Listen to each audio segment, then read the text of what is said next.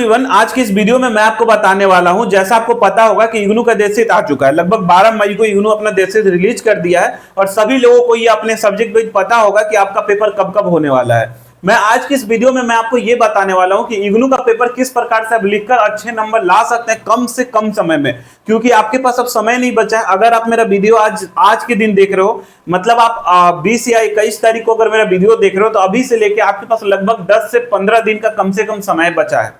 15 दिन में इसलिए बोल रहा हूं कि आपका पेपर हो सकता है 5 जून से चालू हो या 10 जून से चालू हो, तो 20 दिन या 15 दिन का समय बचा हुआ है। इस पर्याप्त समय में इग्नू का किस प्रकार से प्रिपरेशन करेंगे कि आपका ज्यादा से ज्यादा नंबर आ जाए, और क्या इग्नू में आप चीटिंग पॉसिबल है, क्या इग्नू कहां से पेपर बनाता है, इग्नू में किस प्रकार से हम लिखेंगे कि ज्यादा से ज्यादा नंबर आ पाएगा, इन सभी सवालों का जवाब आज की इस वीडियो में मैं देने वाला हूं। तो आपसे एक निवेदन रहेगा कि आप शुरू से लेकर अंत तक पूरा वीडियो देखिएगा, इससे आपको बहुत प्रॉफिट होने वाला है। आप इग्नू के पेपर में आप 15 से 20 नंबर एक्स्ट्रा ला सकते हो इस वीडियो को देखने के बाद। चलिए इस वीडियो को हम स्टार्ट करते हैं। देखिए, सबसे पहले मैं आपको चीज बताने वाला हूं कि इग्नू जो पेपर बनाता है ये प्रीवियस ईयर को मैच करते हुए बनाता है।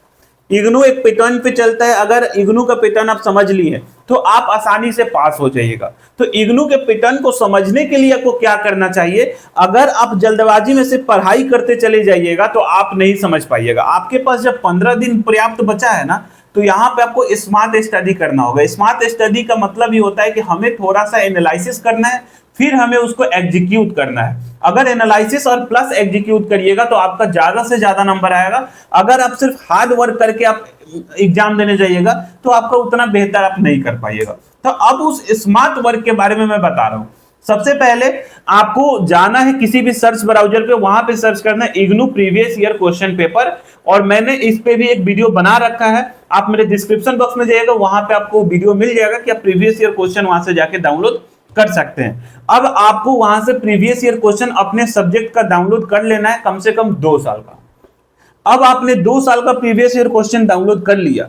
दोनों साल के प्रीवियस ईयर क्वेश्चन को हर जिस सब्जेक्ट का आप तैयारी करने वाले हो, सबसे पहले उसका दोनों साल का प्रीवियस ईयर क्वेश्चन को आपको पहले बैठ के रीड करना है। रीड करना है एक एक करके कि क्वेश्चन कैसे बनाया गया है, किस प्रकार से लिखना है, कितना पेज लिखना है। उसी क्वेश्चन पे ऊपर आपका दिया रहता है कि एक क्वेश्चन इतने नंबर का है। देखो, आपको थोड़ा सा स्मार्ट वर्क करना है पेपर लिखते समय। देखिए, वहां पे इग्नू में ना मार्किंग किया जाता है कि क्वेश्चन नंबर 1 का ए और बी लिखना है, और ए दिया रहता है 4 नंबर का, बी दिया रहता है 6 नंबर का। ऐसा नहीं होता है कि ए बी आपका 50-50 नंबर का होगा, मतलब 5-5 नंबर का होगा। ए आपका 4 नंबर दे देगा और बी दे देगा 6 नंबर। बहुत बार दे देगा ए आपका 6 नंबर दे देगा, बी आपका 4 नंबर दे देगा।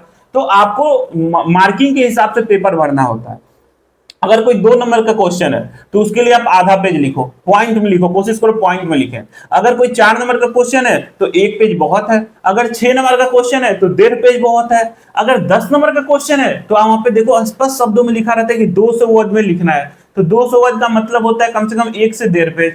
तो अगर आप 2 पेज लिख देते हो 10 नंबर के लिए तो बहुत बेहतर है। अगर 20 नंबर का क्वेश्चन है तो मैक्सिमम आप 3.5 पेज, मिनिमम आप कम से कम 2.5 पेज से 2 पेज भी लिख के आते हो ना। अगर आपको ज्यादा पेज नहीं आ पा रहा है तो आप 2 से 2.5 पेज भी लिखते हो ना, 20 नंबर वाले क्वेश्चन के लिए भी तो सफिशियंट है।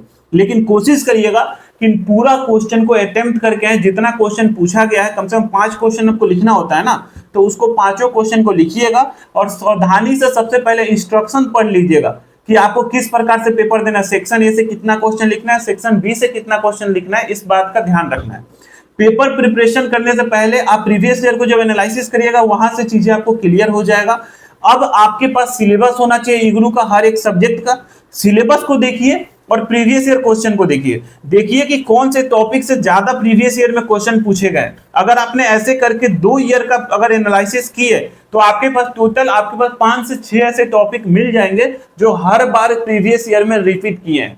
सिलेबस से आपने देखा और प्रीवियस ईयर को देखा तो आपको 5 से 6 ऐसे टॉपिक मिलेंगे जो हर बार रिपीट किए हैं। उसी 5-6 टॉपिक को अगर अच्छे से आप बचे हुए 10 दिनों में क्लियर कर लोगे तो किसी भी हालत में इग्नू में आप 50% से ज्यादा नंबर ला दोगे, तो बैक का सवाल ही पैदा नहीं होगा।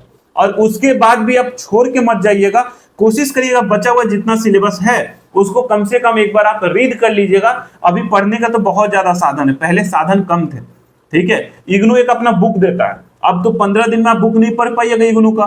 खैर उस बुक से ही क्वेश्चन पूछा जाता है, अगर वो जो बच्चा उस पूरा बुक को अच्छे से पढ़ लिया हो, रीड कर लिया हो पूरा साल, उससे आप उसका काम हो जाएगा। लेकिन अब आपके पास समय कम है, तो आप सिलेबस को देखिए, और सिलेबस में देखिए कि जो प्रीवियस ईयर क्वेश्चन पूछे गए वो एक तो आपने वहां से टॉपिक निकाल लिया, दूसरा जो सिलेबस में टॉपिक दिया गया है सभी टॉपिक को आप किसी भी सर्च ब्राउजर पे सर्च करिए, खास करके एआई का भी यूज करिए, एआई से आसानी से एक पीडीएफ बना सकते हो। और सिलेबस को आप जाइए क्लाउड एआई पे जाइए, वहां पे फ्री ऑफ कॉस्ट अपने सिलेबस को वहां पे डाल दीजिएगा, और डालने के बाद वहां पे अपलोड करके वहां पे लिखिएगा कि इस पूरे सिलेबस के हर एक टॉपिक का हमें एक पीडीएफ बनाकर दीजिए, तो क्लाउड एआई आपको एक पीडीएफ बनाकर दे देगा।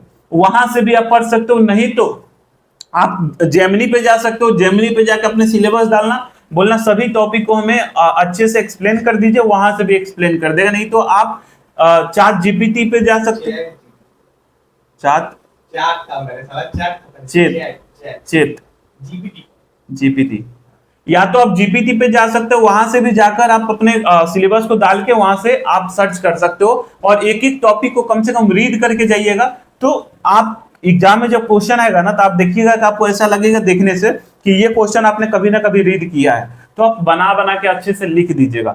इग्नू में एक चीज फॉलो किया जाता है कि इग्नू का जो पेपर होता है ना, अलग अलग टीचर चेक करते हैं, आपको पता भी नहीं है कौन टीचर चेक करेगा, क्योंकि इग्नू ना ये पूरा इंडिया में फैला हुआ है, ओपन यूनिवर्सिटी है। तो आप अगर पर्टिकुलर किसी रीजन में एग्जाम दे रहे हो, तो आपको जरूरी नहीं कि उसी रीजन में आपका पेपर चेक होगा, वो पेपर कहीं और भी जा सकता है, ठीक है, किसी और प्रोफेसर के पास, किसी और ऐसे प्रोफेसर के। तो इस बात का ध्यान रखिएगा, अलग अलग जगहों पे पेपर जाता है, तो वहां पे जो टीचर होते हैं उनको पर्टिकुलर ना पेपर चेक करने के लिए पैसे मिलते हैं, तो वो पूरा लाइन बाय लाइन तो नहीं पढ़ेंगे ना, आप समझ रहे हो, उनके पास बहुत सारे पेपर होते हैं, तो लाइन बाय लाइन नहीं पढ़ते हैं। अगर आप थोड़ा सा पॉइंट बाय पॉइंट लिखोगे, पेपर को साफ हैंड राइटिंग में लिखोगे, अच्छे तरीके से प्रेजेंट करोगे, फिगर थोड़ा बनाकर प्रेजेंट करोगे, तो ऑटोमेटिक आप एक अच्छा इंप्रेशन टीचर के नजर में डाल दोगे। और अगर वही बच्चा आगे बढ़ पाता है जो टीचर के नजर में अच्छा इंप्रेशन डाल पाए, अपना पेपर को एक बार खुद देखना लिखते समय कि क्या आपने जो लिखा है, अगर आप टीचर रहते हो तो इसमें नंबर देते। आप कोशिश करना पूरा पैराग्राफ में मत लिखना, अगर पूरा पेपर पे पेज पे आप पूरा एक पेज पैराग्राफ लिखे हो, आपको खुद वो चेक करने का मन नहीं करेगा। पैराग्राफ में मत लिखना, आप कोशिश करना कि एक पैराग्राफ लिखा, फिर आप पॉइंट बना दो, उसी पैराग्राफ का 2-3 पॉइंट बना दो, समझ रहे हो।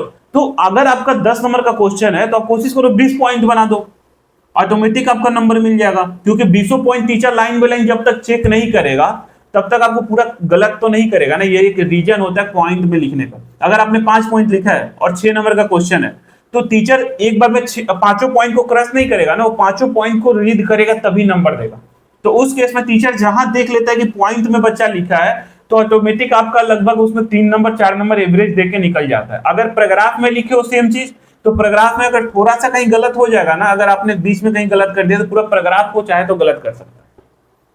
तो ये फायदा होता है, तो इस चीज का थोड़ा ध्यान रखिएगा। और ऐसे इग्नू पे और भी मैं वीडियो लाने वाला हूं एग्जाम से पहले तक, तो इस चैनल को सब्सक्राइब कर लीजिएगा, और मिलेंगे ऐसे ही नेक्स्ट वीडियो में नेक्स्ट किसी टॉपिक के साथ, जिससे आप अच्छे तरीके से इग्नू में और भी बेहतर तरीके से प्रिपरेशन कर पाएंगे। तो चलिए इस वीडियो को मैं यहीं पे एंड करते हैं, मिलेंगे ऐसे किसी नेक्स्ट वीडियो में, तब तक के लिए जय हिंद, टेक केयर।